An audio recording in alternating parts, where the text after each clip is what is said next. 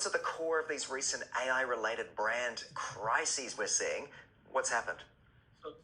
So what's happening is there's a lot of misfires that are going on with AI. So, for example, there in Australia, Deloitte produced a government report using generative AI that was riddled with fake citations, fictitious footnotes, and even made up court quote. And the firm had to refund about $440,000 in a public apology to correct that error.